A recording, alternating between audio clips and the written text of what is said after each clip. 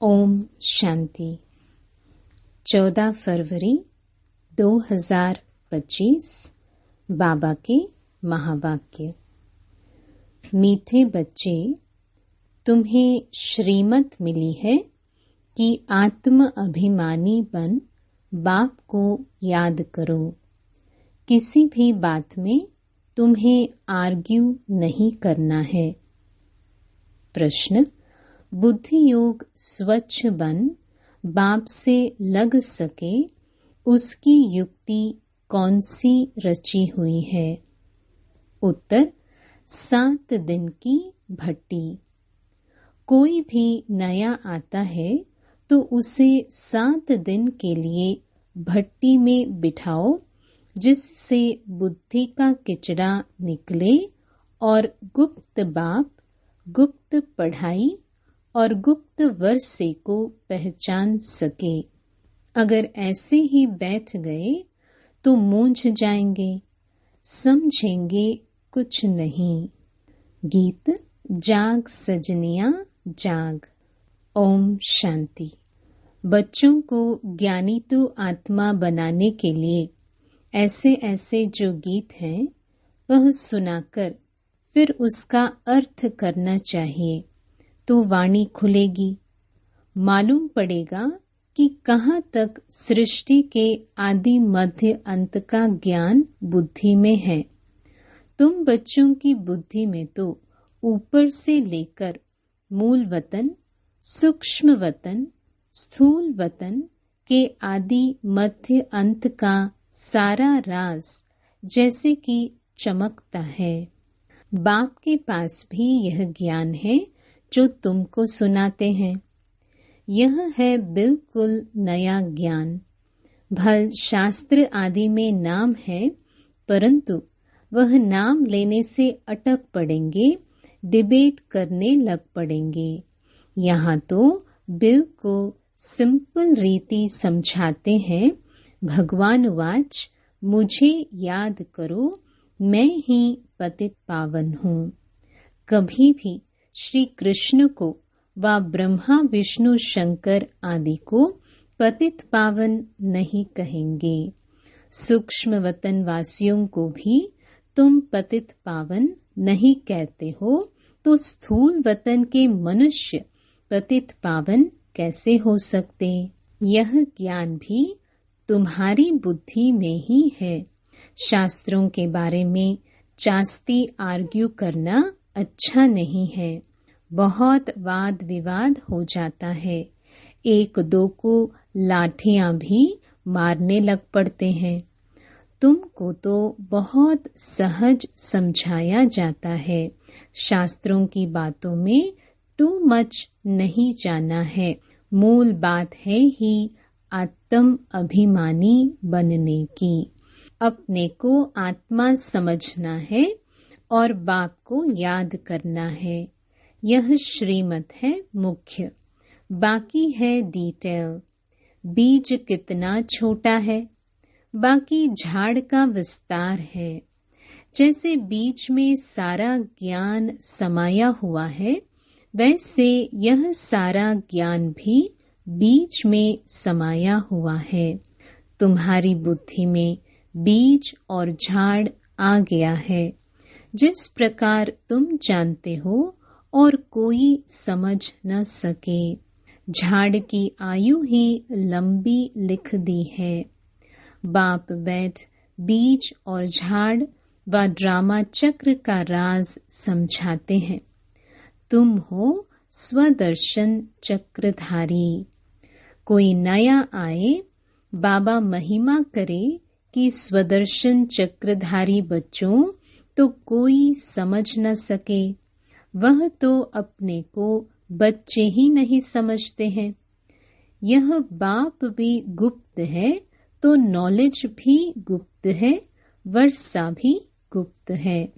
नया कोई भी सुनकर मूंझ पड़ेंगे, इसलिए 7 दिन की भट्टी में बिठाया जाता है। यह जो 7 रोज भागवत व रामायण आदि रखते हैं, वास्तव में यह इस समय 7 दिन के लिए भट्टी में रखा जाता है तो बुद्धि में जो भी सारा किचड़ा है वह निकाले और बाप से बुद्धि योग लग जाए। यहाँ सब है रोगी। सतयुग में यह रोग होते नहीं।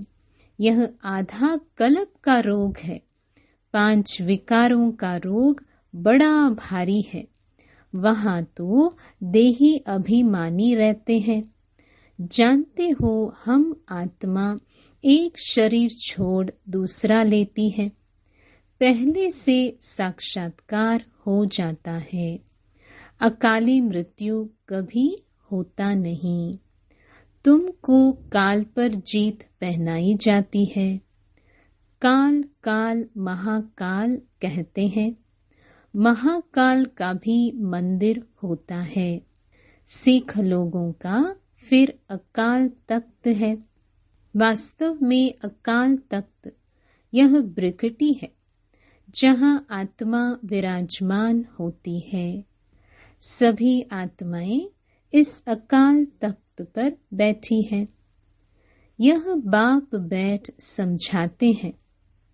बाप को अपना तख्त तो है नहीं, वह आकर इनका यह तख्त लेते हैं। इस तख्त पर बैठकर तुम बच्चों को ताऊसी तख्त नशीन बनाते हैं। तुम जानते हो वह ताऊसी तख्त कैसा होगा जिस पर लक्ष्मी नारायण विराजमान होते होंगे। ताऊसी तख्त तो गाया हुआ है ना। विचार करना है उनको भोलानाथ भगवान क्यों कहा जाता है। भोलानाथ भगवान कहने से बुद्धि ऊपर चली जाती है।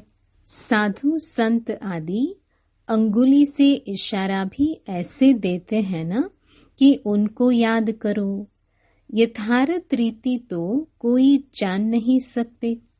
अभी पतित पावन बाप सम्मुख में आकर कहते हैं, मुझे याद करो तो तुम्हारे विक्रम विनाश हो जाएं। गारंटी है। गीता में भी लिखा हुआ है, परंतु तुम गीता का एक मिसाल निकालेंगे तो वह 10 निकालेंगे, इसलिए दरकार नहीं है। जो शास्त्र आदि पढ़े हुए हैं वह समझेंगे, हम लड़ सकेंगे।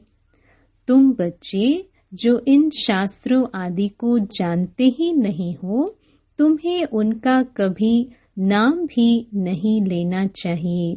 सिर्फ बोलो, भगवान कहते हैं मुझ अपने बाप को याद करो, उनको ही पतित पावन कहा जाता है। गाते भी हैं पतित पावन सीताराम। सन्यासी लोग भी जहाँ तहाँ धुन लगाते रहते हैं। ऐसे मत मतांतर तो बहुत है ना। यह गीत कितना सुंदर है। ड्रामा प्लान अनुसार कलप कलप ऐसे गीत बनते हैं जैसे कि तुम बच्चों के लिए ही बनाए हुए हैं। ऐसे ऐसे अच्छे अच्छे गीत हैं। जैसे नैनहीन को राह दिखाओ प्रभु। प्रभु कोई श्री कृष्ण को थोड़ी कहते हैं। प्रभु व ईश्वर निराकार को ही कहेंगे। यहाँ तुम कहते हो बाबा परम पिता परमात्मा है तो वह भी आत्मा न। भक्ति मार्ग में बहुत टू मच चले गए हैं। यहाँ तो बिल्कुल सिंपल बात है। अलफ और बे। अलफ अल्लाह, बे बादशाही, इतनी तो सिंपल बात है। बाप को याद करो तो तुम स्वर्ग के मालिक बनेंगे। बरोबर यह लक्ष्मी नारायण स्वर्ग के मालिक संपूर्ण निर्विकारी थे। तो बाप को याद करने से ही तुम ऐसा संपूर्ण बनेंगे। जितना जो याद करते हैं और सर्विस करते हैं उतना वह ऊंच पद पाते हैं। वह समझ में भी आता है। स्कूल में स्टूडेंट्स समझते नहीं है क्या कि हम कम पढ़ते हैं। जो पूरा अटेंशन नहीं देते हैं तो पिछाड़ी में बैठे रहते हैं तो जरूर फेल हो जाएंगे। अपने आप को रिफ्रेश करने के लिए ज्ञान के जो अच्छे अच्छे गीत बने हुए हैं उन्हें सुनना चाहिए। ऐसे ऐसे गीत अपने घर में रखने चाहिए। किसको इस पर समझा भी सकेंगे कैसे माया का फिर से परछाया पड़ता है। शास्त्रों में तो यह बातें हैं नहीं कि कल्प की आयु 5000 वर्ष है। ब्रह्मा का दिन और ब्रह्मा की रात आधा आधा है। यह गीत भी कोई ने तो बनवाए हैं। बाप बुद्धिवानों की बुद्धि है तो कोई की बुद्धि में आया है जो बैठ बनाया है। इन गीतों आदि पर भी तुम्हारे पास कितने ध्यान में जाते थे। एक दिन आएगा जो इस ज्ञान के गीत गाने वाले भी तुम्हारे पास आएंगे। बाप की महिमा में ऐसा गीत गाएंगे जो घायल कर देंगे। ऐसे ऐसे आएंगे। ट्यून पर भी मदार रहता है ना। गायन विद्या का भी बहुत नाम है। अभी तो ऐसा कोई है नहीं। सिर्फ एक गीत बनाया था, कितना मीठा कितना प्यारा। बाप बहुत ही मीठा बहुत ही प्यारा है, तब तो सब उनको याद करते हैं। ऐसे नहीं कि देवताएं उनको याद करते हैं। चित्रों में राम के आगे भी शिव दिखाया है। राम पूजा कर रहा है। यह है रॉन्ग। देवताएं थोड़ी किसको याद करते हैं। याद मनुष्य करते हैं। तुम भी अभी मनुष्य हो, फिर देवता बनेंगे। देवता और मनुष्य में रात दिन का फर्क है।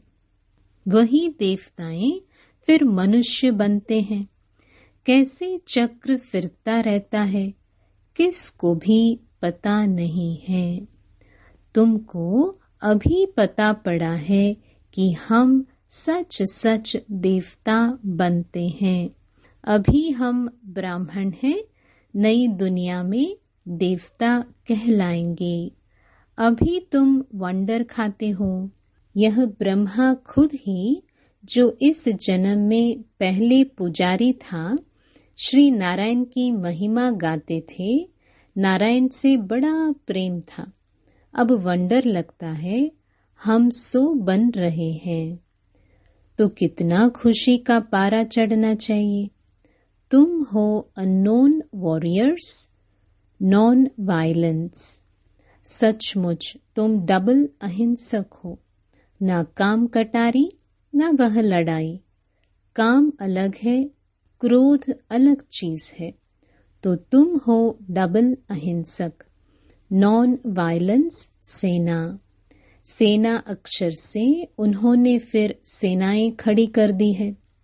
महाभारत लड़ाई में मेल्स के नाम दिखाए हैं, फीमेल्स नहीं है। वास्तव में तुम हो शिव शक्तियां। मेजॉरिटी तुम्हारी होने कारण शिव शक्ति सेना कहा जाता है। यह बातें बाप ही बैठ समझाते हैं। अभी तुम बच्चे नव युग को याद करते हो। दुनिया में कोई को भी नव युग का मालूम नहीं है। वह तो समझते हैं नव युग 40,000 वर्ष बाद आएगा। सतयुग नवयुग है, यह तो बड़ा क्लियर है। तो बाबा राय देते हैं ऐसे ऐसे अच्छे गीत भी सुनकर रिफ्रेश होंगे और किसको समझाएंगे भी। यह सब युक्तियां हैं। इनका अर्थ भी सिर्फ तुम ही समझ सकते हो। बहुत अच्छे अच्छे गीत हैं अपने को रिफ्रेश करने के लिए। यह गीत बहुत मदद करते हैं। अर्थ करना चाहिए तो मुख भी खुल जाएगा, खुशी भी होगी। बाकी जो जास्ती धारणा नहीं कर सकते हैं उनके लिए बाप कहते हैं घर बैठे बाप को याद करते रहो। गृहस्थ व्यवहार में रहते सिर्फ यह मंत्र याद रखो, बाप को याद करो और पवित्र बनो। आगे पुरुष लोग पत्नी को कहते थे भगवान को तो घर में भी याद कर सकते हैं, फिर मंदिरों आदि में भटकने की क्या दरकार है। हम तुमको घर में मूर्ति दे देते हैं, यहाँ बैठ याद करो, धक्का खाने क्यों जाती हो। ऐसे बहुत पुरुष लोग स्त्रियों को जाने नहीं देते थे। चीज तो एक ही है, पूजा करना है और याद करना है। जबकि एक बार देख लिया फिर तो ऐसे भी याद कर सकते हैं। श्री कृष्ण का चित्र तो कॉमन है, मोर मुकुटधारी।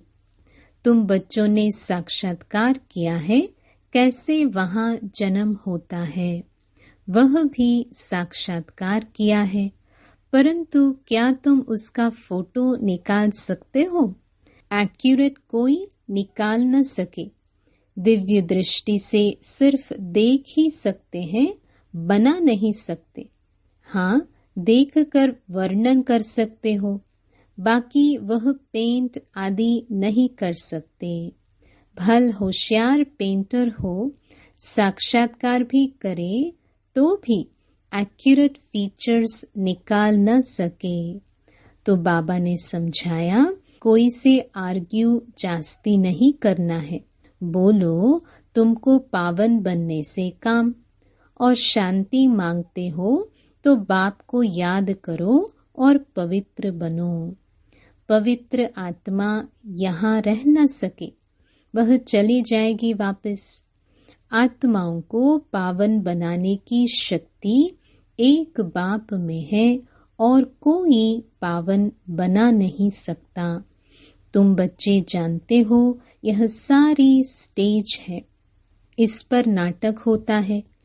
इस समय सारी स्टेज पर रावण का राज्य है, सारे समुद्र पर सृष्टि खड़ी है। यह बेहद का टापू है, वह है हद के, यह है बेहद की बात, जिस पर आधा कल्प दैवी राज्य, आधा कल्प आसुरी राज्य होता है। यूं खंड तो अलग अलग है, परंतु यह है सारी बेहद की बात। तुम जानते हो हम गंगा जमुना नदी के मीठे पानी के कंठे पर ही होंगे। समुद्र आदि पर जाने की दरकार नहीं रहती। यह जो द्वारका कहते हैं वह कोई समुद्र के बीच होती नहीं है, द्वारका कोई दूसरी चीज नहीं है। तुम बच्चों ने सब साक्षात्कार किए हैं। शुरू में यह संदेशी और गुलजार बहुत साक्षात्कार करती थी। इन्होंने बड़े पार्ट बजाए हैं, क्योंकि भट्टी में बच्चों को बहलाना था तो साक्षात्कार से बहुत बहुत बहले हैं। बाप कहते हैं फिर पिछाड़ी में बहुत बहलेंगे, वह पार्ट फिर और है। गीत भी है ना, हमने जो देखा सो तुमने नहीं देखा। तुम जल्दी जल्दी साक्षात्कार करते रहेंगे। जैसे इम्तिहान के दिन नजदीक होते हैं तो मालूम पड़ जाता है कि हम कितने मार्क्स से पास होंगे। तुम्हारी भी यह पढ़ाई है। अभी तुम जैसे नॉलेजफुल हो बैठे हो, सभी फुल तो नहीं होते हैं। स्कूल में हमेशा नंबरवार होते हैं। यह भी नॉलेज है। मूल वतन, सूक्ष्म वतन, तीनों लोकों का तुमको ज्ञान है। इस सृष्टि के चक्र को तुम जानते हो, यह फिरता रहता है। बाप कहते हैं तुमको जो नॉलेज दी है यह और कोई समझा न सके। तुम्हारे पर है बेहद की दशा। कोई पर बृहस्पति की दशा, कोई पर राहु की दशा होती है तो जाकर चंडाल आदि बनेंगे। यह है बेहद की दशा, वह होती है हद की दशा। बेहद का बाप बेहद की बातें सुनाते हैं, बेहद का वर्षा देते हैं। तुम बच्चों को कितनी न खुशी होनी चाहिए। तुमने अनेक बार बादशाही ली है और गवाई है। यह तो बिल्कुल पक्की बात है, नथिंग न्यू। तब तुम सदैव हर्षित रह सकेंगे। नहीं तो माया घुटका खिलाती है तो तुम सभी आशिक हो एक माशुक के। सब आशिक उस एक माशुक को ही याद करते हैं। वह आकर सभी को सुख देते हैं। आधा कल्प उनको याद किया है, अब वह मिला है तो कितनी खुशी होनी चाहिए। अच्छा, मीठे मीठे सिक्के लधे बच्चों प्रति माता पिता बाप दादा का याद प्यार और गुड मॉर्निंग। रूहानी बाप की रूहानी बच्चों को नमस्ते। धारणा के लिए मुख्य सार। पहला, सदैव हर्षित रहने के लिए नथिंग न्यू का पाठ पक्का करना है। बेहद का बाप हमें बेहद की बादशाही दे रहे हैं, इस खुशी में रहना है। दूसरा, ज्ञान के अच्छे अच्छे गीत सुनकर स्वयं को रिफ्रेश करना है। उनका अर्थ निकालकर दूसरों को सुनाना है। वरदान, माया के संबंधों को डिवोर्स दे। बाप के संबंध से सौदा करने वाले माया जीत मोह जीत भव। अब स्मृति से पुराना सौदा कैंसिल कर सिंगल बनो। आपस में एक दो के सहयोगी भल रहो, लेकिन कंपेनियन नहीं। कंपेनियन एक को बनाओ तो माया के संबंधों से डिवोर्स हो जाएगा। माया जीत मोह जीत विजयी रहेंगे। अगर जरा भी किसी में मोह होगा तो तीव्र पुरुषार्थी के बजाय पुरुषार्थी बन जाएंगे। इसलिए क्या भी हो, कुछ भी हो, खुशी में नाचते रहो। मिरवा मौत मलू का शिकार, इसको कहते हैं नष्टो मोहा। ऐसा नष्टो मोहा रहने वाले ही विजय माला के दाने बनते हैं। स्लोगन, सत्यता की विशेषता से डायमंड की चमक को बढ़ाओ। अव्यक्त इशारे, एकांत प्रिय बनो, एकता और एकाग्रता को अपनाओ। बाप दादा चाहते हैं कि हर एक बच्चा एक रस श्रेष्ठ स्थिति के आसनधारी, एकांतवासी, अशरीरी, एकता स्थापक, एक नामी, इकोनॉमी का अवतार बने। एक दो के विचारों को समझ सम्मान दे, एक दो को इशारा दे, लेन देन कर आपस में संगठन की शक्ति का स्वरूप प्रत्यक्ष करें, क्योंकि आपके संगठन के एकता की शक्ति सारे ब्राह्मण परिवार को संगठन में लाने के निमित्त बनेगी। ओम शांति।